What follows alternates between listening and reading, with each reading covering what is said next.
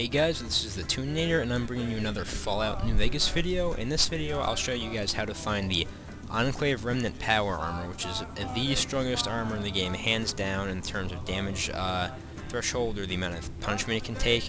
It's also very cool looking. I was kind of hesitant about the initial screenshots, but it ended up looking really cool. I really like how it worked out. So, anyways, there's only two ways to get this armor that I'm aware of. One is completing Arcade Gannon's companion quest, which will be given to you if you have him as a follower, kind of close to the end of the game. He has to be physically going around with you, or you have to be in a position to talk to him.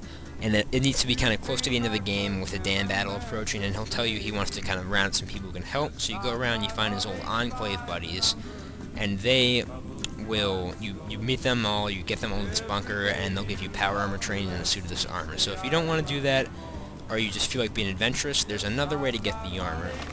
The Obsidian actually put in the armor in two places. There's on the map itself, there's the physical armor, the body of the armor down here, and the helmet up in Silver Peak Mine right here. And both of these areas are very well defended, so don't do this unless you're high level, you know what you're doing, and you have good equipment. So we're to Chatticup Mine right now. This is the fast travel point. In order to get across the river to get the body of the armor, we need to go east. So we're going to go do that.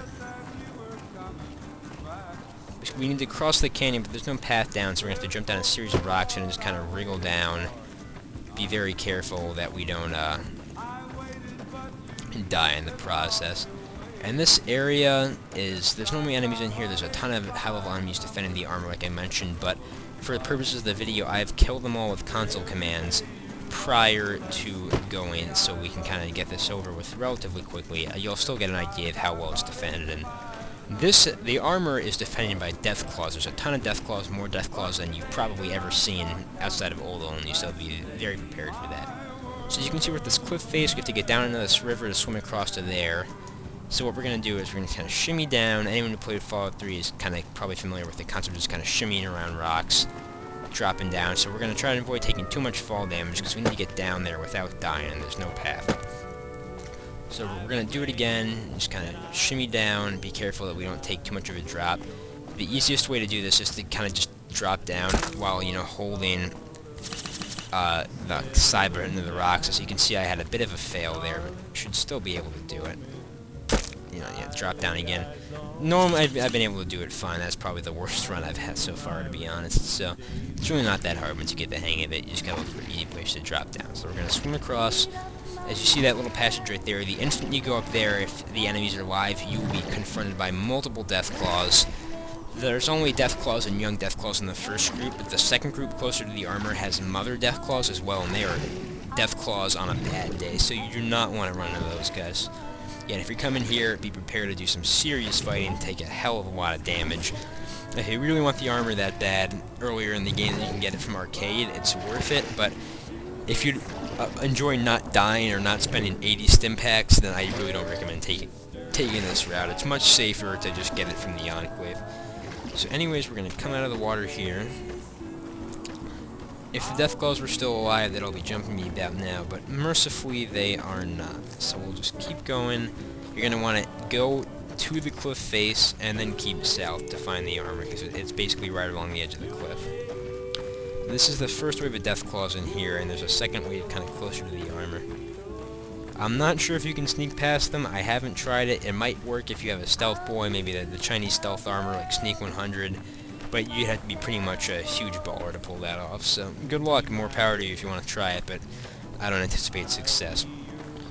Well, I will also probably be making a video of how to find the Enclave crashed vertibird, which is one of the, well, it's the only location to find what's basically the Tesla cannon, and it also has defenses pretty much equal to this. It's got 10 sentry bots and mystery gusties that are hardened versions, so they're very tough. That was a ridiculous fight as well. So as you can see, these are all the death claws guarding the armor itself. Mother death claws, big, tough, scary. You don't want to mess with these guys. So you can see the two bodies here. One of them is wearing the Enclave Remnant Power Armor. One of them is wearing T-51B, not Brotherhood T-51, just T-51. They're both called Prospectors, but it's obvious who they actually are. So I'm just going to loot him, take off the armor, and there you go. That's pretty much all to it. As you can see, we're right here, so again, you just travel to the mine, swim across the river, go down south a bit, follow the cliff face, and you got it. So now I'm going to show you how to get the helmet. So to do that, we need to go to Silver Peak Mine in by Jacobstown. The best way to get here, if you discover Jacobstown, is fast traveling to Jacobstown, following the road to it. If you haven't, just kind of follow the main road in.